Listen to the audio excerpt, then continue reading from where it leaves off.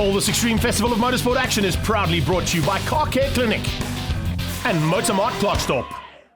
We head to Red Star Raceway, first time we come out here this season, and looking forward to an epic battle because there's a big crowd, one of the biggest they've ever had here at Red Star, coming out for the Extreme Festival. We start things off with Car Care Clinic's Superhatch. Nice battles expected at the front end of this one, and especially in Class A, with Andre de Lange looking to get up ahead of those three very, very quick Hondas. Jonathan Dutoy will be looking very, very good as well, trying to close things down on Garland and Scholz. And Scholz, of course, has it all to play for.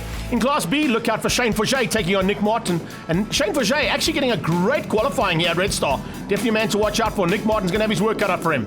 Further back in Class C, big battles expected as we get off the line now with Class A and head down towards Turn 1.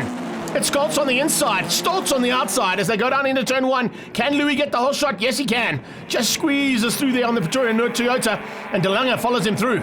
Garland's got hard-charging Trans-Africa Racing Honda Civic of Jonathan Dutoy right on his tail. Good start there from Zane van Zyl as we go on board here with Vota. A little bit further back here in Class B, just behind Nick Martin as they go up into Turn 2. Bryce Pillay looks like he might be leading things out there. And all problems here. Vota's out of shape. Vota's got it out of shape. He pulls off the circuit. There's a problem there on that car, and a couple other cars getting out of shape through Turn 3 as well. They managed to all hang on there. Forget gets through, so does Zane van Zyl, but there you can see problems for the 21 car there. Freddie Watkins parked on the sideline, looks like one of the Squadra Corsa machines, and on the inside there, the Jesnik machine, that is the Opel, having some big problems. On board here with Rainer van Heerden, he gets a great view of all the action that and he gets clipped. He also gets taken out there. Unfortunate for Rainer, wrong place, wrong time, and just goes past the Dentock to stand there for our marshals. Here's it from Freddie Watkins' point of view. Henny Swanepoel just gets out of shape, tags the back end of Rainer and the front end of Watkins, and the two of them end up on the sideline. There's 5 cars that were out. Hopefully they can all get going again. Well, a couple of cars all still having some fun and games of their own as they get down to the bottom end of the dog bone. The 88 machine getting out of shape there, Tion Smith, but eventually a safety car had to be deployed. And now on the restart, de Lange has got them all concertinaed up behind him. Pillay leads out in Class B with Martin on his tail as they go to the start line to redo this one again. Across the line, they're all going to get going again, and it looks like it's going to be a tough battle in Class A. They're starting to pull away there slightly. The two Class B leaders basically just hanging on to each other as they head down towards Turn 1 now. Good start there from Dutoy, diving through on Scholz. Louis Scholz loses out one position. Stoltz has dropped right back into 5th place, into the clutches of Pillay and Martin. Just behind that, it's Zane van Zyl. Trevor Stringer, Class A, just in that mid-pack of Class B now. Not quite where he wants to be. He needs to be a little bit further up there, maybe with Stoltz and Scholz as they go on the attack, trying to get through there on Garland. Nice side-by-side. Danhauser fighting hard here for opportunities of Class C's win, and he's fighting with Natim Samanga from Squadra Corsa, who's got to grips with Red Star Raceway very nicely and looking to maintain this lead in Class C. Just behind that, Craig Priestley coming through there in the little Ford. He's definitely looking to close things down here on these two. Nice little battle between the two of them now. You can see just how hard Nut he's having to work there. Danhauser, a seasoned campaigner when it comes to this format of racing, and certainly knows where to place that little Corsa of his to get through there on the Polo. But Nutty's got to grips, as I said, with Red Star, and particularly with Superhatch, and slowly but surely getting better and better. Zane van Zyl, well, he's still looking for an opportunity of a top 3 here in the Class B battle, but he's lost a little bit of ground there to the top 2. And he's going to have to try and work there with Stringer to see if he can get to the front end. And he's got just behind him Shane Forget, who's starting to close in. So Forget looking to get through there on Zane van Zyl. They're both looking to close down on Nick Martin and Bryce Pillay, who have pulled a little bit of a margin now away from this 3rd and 4th place battle. Remember, Stringer Class A, so he's the meat in the sandwich there between the two Class B competitors as they get onto that back N4 highway. There we go, back to the front end of Class B, and this time it's Martin in the Allied Forces car there, RDG Peugeot, running hard on the back end of the Volkswagen Driving Academy man, and Pillay is keeping him at bay for now. Defensive driving from Bryce as he heads onto the braking markers into Turn 1. Oh, late on the brakes there as well.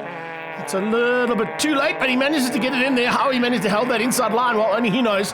Good driving there from the youngster, and good driving from Danhauser as well as he's moved to the front of Class C. Putting a little bit of a margin now on Nati and Craig Priestley, but he's got enough in hand now to possibly take it to the flag. Looking in the background, yeah, there's a nice gap there between the 2nd and 3rd place cars. Further back from that, look out for Roo van der Kolf and Baxi Komani, who's made his return after that little incident. Class D at the moment, Nolan Fleetwood. One of our, I think there's only 1 or 2 cars here today from Class D. We go back on board with de Lange, who leads things out now and going to the checkered flag. He's basically kept it all together here very nicely at the front end of this race. And he's definitely set some great lap times. Unfortunately, there's been no answer from Jonathan Dutoy or Brett Garland. They'll be tinkering between the laps and between the heats to ensure that their cars are back on pace to catch up the Roofshaw Audi here and possibly spoil his day for a double. They're not going to spoil his day for the first one, though. The checkered flag is on standby. And race 1 win for Superhatch goes to Andre de Lange for Class A. Second place is going to be Dutoy and Garland, as we see the battle now changing up into the hands of Nick Martin. Bryce Pillet's got a problem. Pillet is falling back here. Oh! And Pillet runs out of brakes! It looked like he had a bit of an issue, and look at that! Running out of brakes into that last chicane. He went straight ahead of the Peugeot. Nick Martin fortunately saw him coming and stayed out of the way. Big moment there for Pillet, and Martin takes the win.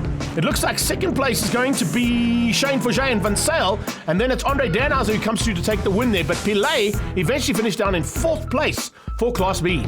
Top 3 in Class A was De Lange, Dutoy and Garland. B's was Martin and Forget, Danhauser, Msimanga and Fleetwood taking Class Ds. Let's catch up with Bryce Pillet and find out about that big moment. I think the pressure got to me. I was running up, down into turn, I think 12, and I outbraked myself and he got me. Coming up the hill, I tagged the grass on the last lap and it spun me, sent me spinning across the last bend. Class C's winner Andre Danhauser had a fantastic day. Not the greatest of starts, had a bit of wheel spin, but by the time we got to turn 2, it was just cars everywhere. I was lucky enough to get through there without any marks or bumps or scratches, so yeah, how it happened, I don't know. Yeah, I had a good fight with Nati after that, managed to get past him in the end, and then it was just a case of bringing it home safely, try and save the car. But so just big thanks to Andre from 4J Auto for the way he's prepared the car, because it runs on rails. And huge thanks to Pro Auto Rubber for their sponsorship that has now been going on for 4 years. Thanks, guys.